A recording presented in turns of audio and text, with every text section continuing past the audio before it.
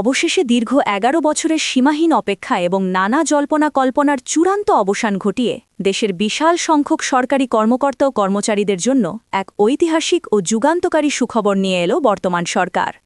প্রিয় সরকারি চাকুরিজীবী ভাই ও বোনেরা, আজকের সকালের আপডেট নিউজে আপনাদের স্বাগতম। যারা আমাদের চ্যানেলে নতুন তারা এখনই চ্যানেলটি সাবস্ক্রাইব করুন, আর হ্যাঁ, অবশ্যই কমেন্ট করে জানাবেন আপনারা কে কোন জেলা থেকে আমাদের ভিডিওটি দেখছেন। তবে চলুন কথা না বাড়িয়ে আজকের সর্বশেষ সংবাদটি জেনে নিন। অত্যন্ত আনন্দের সাথে জানানো যাচ্ছে যে পূর্ণাঙ্গ গ্যাজেট প্রকাশ এবং অর্থ মন্ত্রণালয়ের চূড়ান্ত অনুমোদন পাশের মাধ্যমে সরকারি চাকুরিজীবীদের জন্য জাতীয় নবম পে স্কেল বাস্তবায়নের পথ এখন সম্পূর্ণ পরিষ্কার হয়েছে।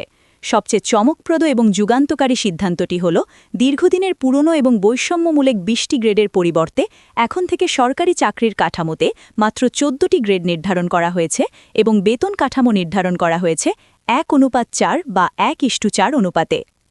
অর্থমন্ত্রী আমির খসরু মাহমুদ চৌধুরী এই বিষয়ে অত্যন্ত ইতিবাচক এবং স্পষ্ট বার্তা দিয়েছেন।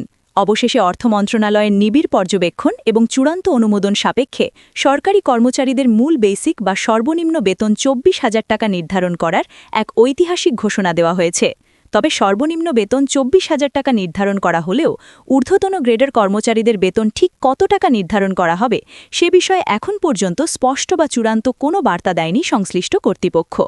ধারণা করা হচ্ছে ১:৪ নীতির ভিত্তিতে সর্বোচ্চ বেতন ৯৬,০০০ টাকার কাছাকাছি হতে পারে, তবে এর জন্য গ্যাজেট প্রকাশ পর্যন্ত অপেক্ষা করতে হবে। জাতীয় পে কমিশনের শীর্ষ কর্মকর্তারা আরও বলেন, রাষ্ট্রীয় প্রতিটি সেক্টরে কর্মরত সরকারি চাকুরিজীবীদের জন্য তাদের সকল যৌক্তিক দাবি দেওয়া মেনে নিতে হলে অবশ্যই জাতীয় বাজেটের আকার এবং বরাদ্দ বৃদ্ধি করতে হবে।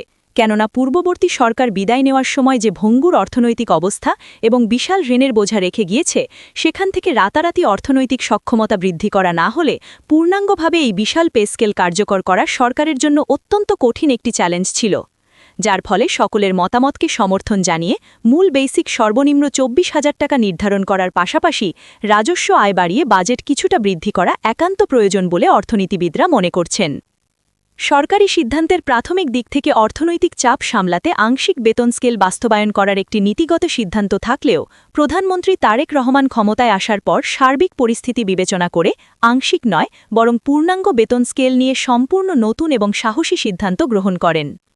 প্রধানমন্ত্রী তারেক রহমান অত্যন্ত দূরদর্শিতার সাথে বলেন, যদি আমরা এখন আংশিক বেতন স্কেল বাস্তবায়ন করি তাহলে সরকারি কর্মচারীদের মাঝে খুব একটা আর্থিক সক্ষমতা বৃদ্ধি পাবে না এবং তাদের মধ্যে এক ধরনের চাপা হতাশা থেকেই যাবে।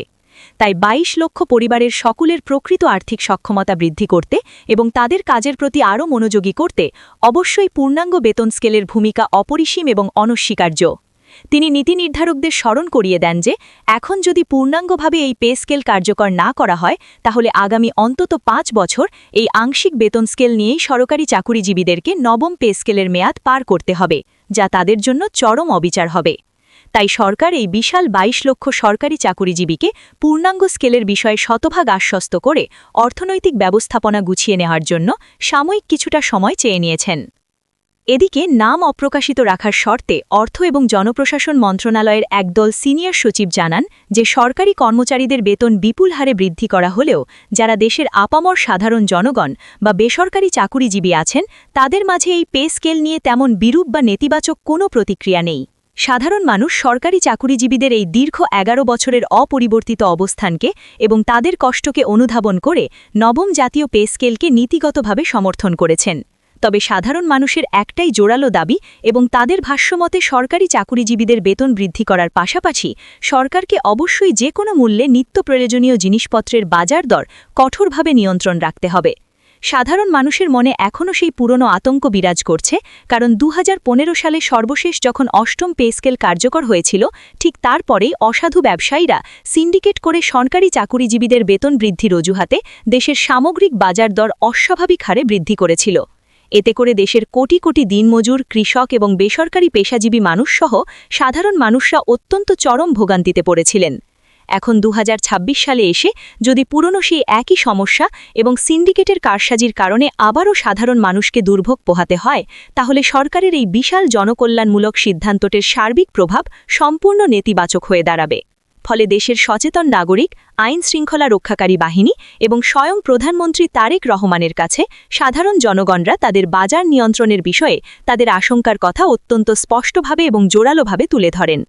সাধারণ মানুষের এই যৌক্তিক উদ্বেগের কথা মাথায় রেখে আজ মাননীয় প্রধানমন্ত্রী তারেক রহমান দেশব্যাপী স্বল্প আয়ের মানুষদের মাঝে ফ্যামিলি কার্ড প্রদানকালে এক আবেগঘন বক্তব্যে বলেন, আমরা আমাদের সীমিত সম্পদের মধ্যেও যথাসাধ্য চেষ্টা করেছি সরকারি কর্মচারীদেরকে তাদের সকল যৌক্তিক দাবি মিটিয়ে দেওয়ার জন্য। একই সাথে আমরা কোনোভাবেই চাই না সরকারি কর্মচারীরা যেমন অর্থনৈতিকভাবে ক্ষতিগ্রস্ত হোক, ঠিক সেরকমই সাধারণ মানুষও যেন বাজারের আগুনে না পুড়ে। মাননীয় প্রধানমন্ত্রী আরও বলেন, যেহেতু সরকারি কর্মচারীদের দীর্ঘ ১১ বছরের বেতন বৈষম্য বর্তমান সময়ে অত্যন্ত প্রকট এবং অমানবিক আকার ধারণ করেছে, তাই সকলকে এই নবম পে স্কেলের আওতায় এনে বেতন বৃদ্ধির পাশাপাশি তাদের প্রকৃত আর্থিক সক্ষমতা বৃদ্ধি করার জন্য এক নতুন যুগান্তকারী রূপরেখা তৈরি করার পরামর্শ দেওয়া হয়েছে। একই সাথে বাজার নিয়ন্ত্রণে জেলা প্রশাসকদের কঠোর নির্দেশ দেওয়া হয়েছে, যাতে অসাধু ব্যবসায়ীরা কোনোভাবেই দ্রব্যমূল্য বৃদ্ধি করতে না পারে। সাধারণ মানুষের কষ্ট লাঘব এবং সরকারি কর্মচারীদের মুখে হাসি ফোটানোর এই মহৎ উদ্দেশ্যকে সামনে রেখে ইতিমধ্যে মাননীয় প্রধানমন্ত্রী তারেক রহমান, অর্থ মন্ত্রণালয়ের দায়িত্বপ্রাপ্ত মন্ত্রী আমির খসরু মাহমুদ চৌধুরী এবং জাতীয় পে কমিশনের চেয়ারম্যানকে অত্যন্ত কড়া এবং সুস্পষ্ট নির্দেশ দিয়েছেন, যেন সকল আমলাতান্ত্রিক জটিলতা পরিহার করে অত্যন্ত দ্রুত এবং নির্ভুলভাবে নবম পে স্কেলের চূড়ান্ত গ্যাজেট প্রকাশ করার লক্ষ্যে কাজ করা হয়।